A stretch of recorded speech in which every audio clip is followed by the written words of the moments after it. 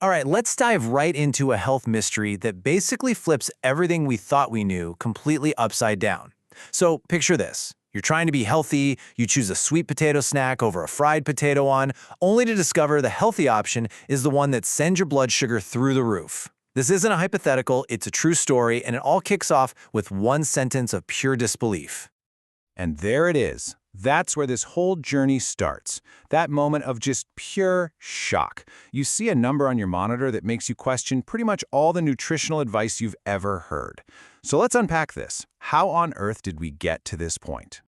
So the experiment started with what you'd think is a totally safe bet, a delicious sweet potato chaat or shakar candy chaat. I mean, come on, it's boiled, it's full of vitamins, it's a complex carb. It literally ticks every single healthy box you can think of.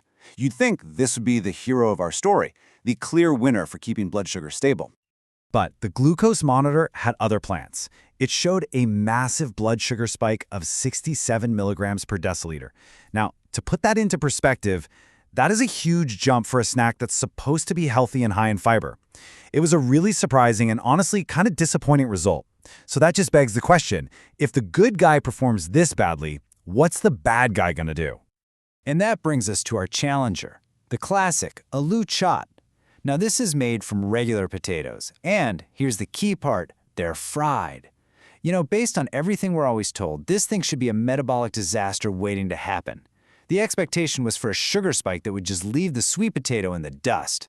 And this really sets the stage perfectly, doesn't it? It's the classic matchup. In one corner, you have the saint, the baked sweet potato, the darling of the health world. And in the other corner, the sinner, the fried, starchy, regular old potato. I mean, the outcome here seems totally obvious, right?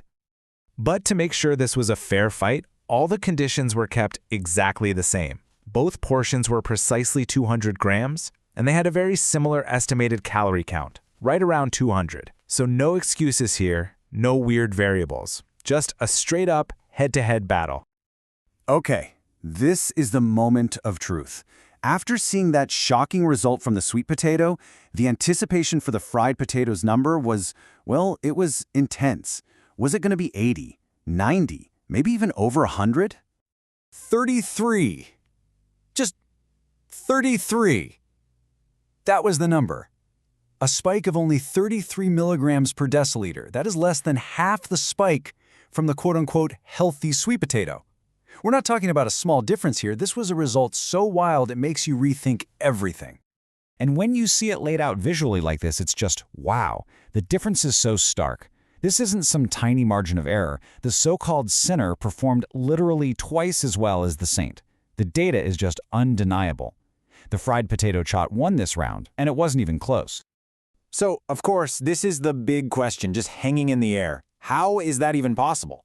Does this mean everything we've been told is wrong? To solve this mystery, we've got to look a little deeper, into the science of it all. Now, if you look at the nutrition facts side by side, there's no obvious answer. Sure, the sweet potato has a little more fiber, and that's good. But look closer. It also has way more natural sugar. And here's the kicker. Their glycemic index, which measures how fast a food spikes your blood sugar, is actually really similar. So the potato itself isn't the secret ingredient here. Turns out, the answer wasn't in the vegetable at all. The real hero of this story, believe it or not, was how it was cooked. The one single thing that made all the difference was the oil used to fry the potatoes. And here's the simple science behind why. When you eat fat with your carbs, it actually slows down how quickly your stomach empties. That means the carbs get broken down and absorbed into your blood much more slowly, which prevents that sudden, sharp spike in your glucose. The oil from frying basically acted like a brake on the potato's sugar release. Pretty cool, huh? Okay, so the obvious conclusion here might be, great, I'll just start frying all my carbs to keep my blood sugar down. But hold on, not so fast. That's definitely not the answer. We don't want to just trade one health problem for another, right? The real lesson here is about being strategic, not just breaking out the deep fryer for everything. So this whole discovery actually gives us a new mission. Goal number 1, take what we just learned and apply it back to the sweet potato chaat. How can we use healthy fats to chop that 67-point spike in half?